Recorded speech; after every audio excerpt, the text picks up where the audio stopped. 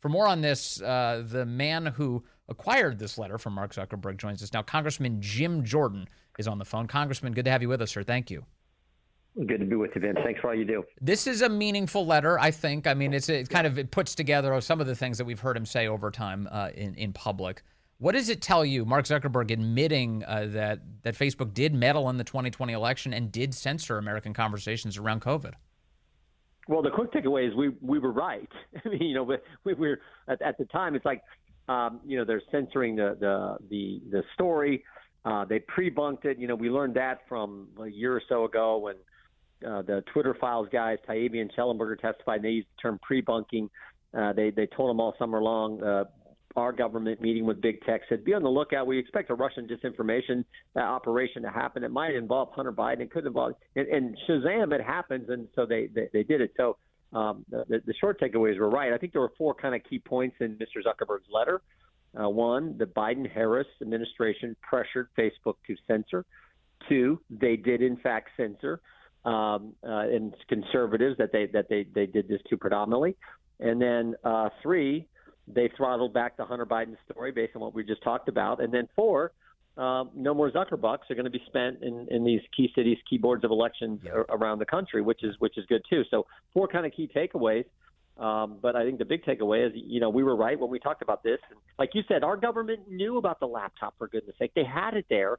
They knew it was real, and yet let the country believe and let big tech censor information that we're entitled to have in literally just a couple weeks before the most important election we have, which is for commander-in-chief. I've seen some lefties respond to this week and suggest that, that's ridiculous. So in other words, it was Trump's FBI who meddled to steal the election from him. Ha, ha, ha. That's the claim that they're making. But I would say that, aren't they pointing to some deep corruption if you have government agencies working against the duly elected president of the United States?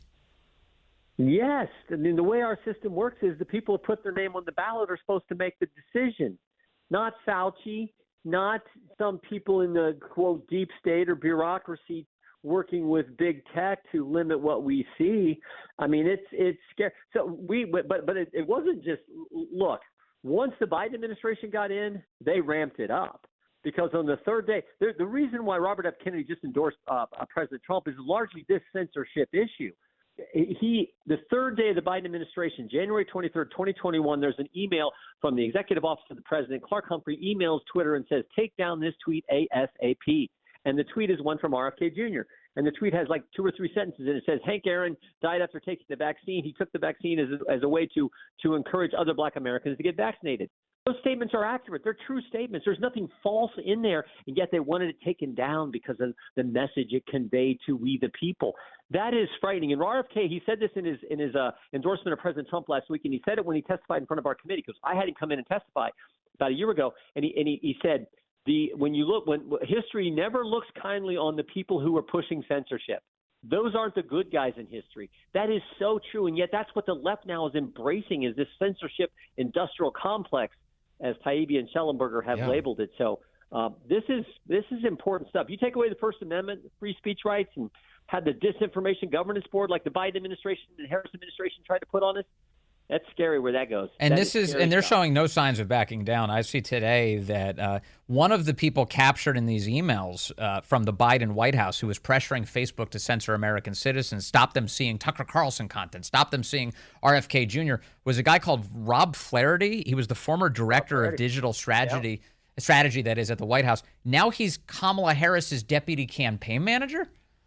Yeah, he worked for the Biden campaign, then worked for the White House. Now he's working for Harris. So, and we actually had this guy testify. He wouldn't answer squat when he came in front of a hearing, when we had him in a hearing. But, yeah, he's on a lot of these emails that are going out pressuring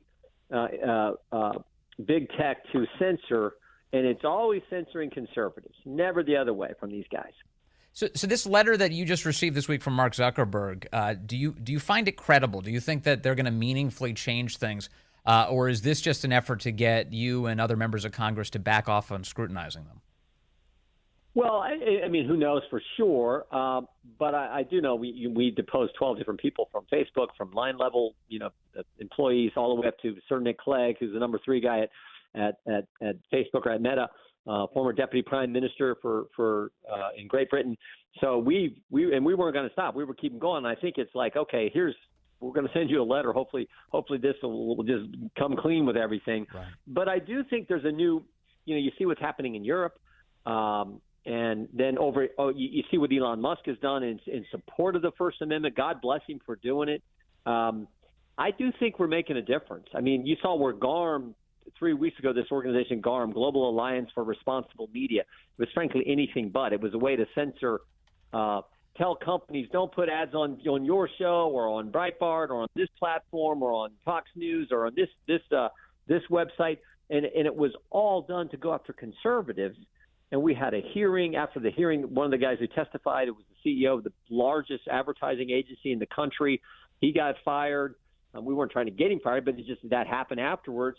And then, of course, GARM announces they're discontinuing their operation. They're going out of business in essence. So there's a lot of this going on, but I do sense a change happening. And so much of it was when the Twitter files, when Musk bought Twitter, we got the Twitter files information, and then our committee did investigations. And we did the YouTube files, the Facebook files, the Amazon files. Amazon was censoring books, basically keeping books from getting out there. That was a conservative point of view.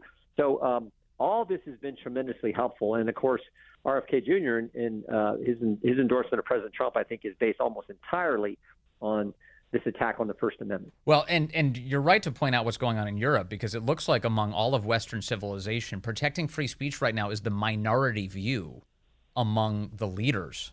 Because in Europe, it's gone. I mean, they just arrested in France the Telegram CEO, Pavel Durov.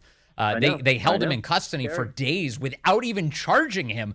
Today, they finally put some charges on him, and it's not about his own sins. It's about other people committing sins using his platform. So this is the direction this is all headed, Congressman Jordan. Scary. It's scary. One of the witnesses we've had in our committee come testify, and I've had more Democrats. Think about this, man. We had RFK Jr. come testify. Democrats made a motion to kick him out of the committee, and I'm like, his name is Kennedy. Holy cow! Like we've had Tulsi come testify. We've had journalists. One of them we had was a lady from Canada, and she was so good. She covered the truckers when Canada went after the truckers and free speech up there. I can't remember her name right now, but she was so powerful. She said the hallmark of Western civilization is the ability to have debate. To have full-fledged debate where you make your best argument, I make my best argument, and then let's settle our differences via debate. Because if you don't do it that way, the alternative is scary, and no one wants to go there. Yes. No one wants. We want to have debate. That's why we have the First Amendment's about robust debate. Let's settle our differences. And I so value liberals. I've had more Democrats come testify than probably any Republican chairman, maybe, I don't know, in a long, long time. Yeah. Because what I care about is people who embrace the First Amendment. And they used to be Democrats did. And now, unfortunately, the left, which controls their party, doesn't. They're trying to squelch free speech. And they're criminalizing it. So let me end on this, because this is another election meddling topic that I wanted to raise with you, Congressman Jim Jordan, which is that Jack Smith yesterday filed what they're referring to as the superseding indictment. He rewrote his indictment against President Trump, accusing him of because he was skeptical of the 2020 election, he therefore needs to be charged. What do you make of this, including the fact that at least one federal judge has said Jack Smith isn't even constitutionally a special counsel? This is ridiculous. Yeah, Eileen Cannon said you're not even allowed to do this because you weren't confirmed by the Senate, for goodness sake. So I think this is just more lawfare, more of the left reaching, more of the left going after President Trump. They've been doing it for 8 years now, all the way back to when they spied on his campaign, then Mueller, then impeachment, then 14th Amendment, then raid his home, then 4 indictments. Just it's never going to stop. So it's just who the left is today. So I don't think it makes that much of a difference, frankly, because all 4 of these cases are so ridiculous. The Fonnie Willis case is falling apart. The case in Florida on the classified documents issue falling apart with Judge Cannon's ruling. The immunity decision, I think, is causing the one in D.C. to fall apart, so he tries the superseding indictment. And, of course, we know how ridiculous the Bragg case is up there with Judge Merchan, whose daughter is making millions of dollars, and yet he presides over the trial. You got to be kidding me. Yep, and it continues. The election meddling, including on ballots across the country. They're trying to keep RFK on the ballot as we speak, even though he's not even running for office anymore. It's amazing. Lord. Congressman Jordan, tracking all of it. Thank you very much for your time today, sir.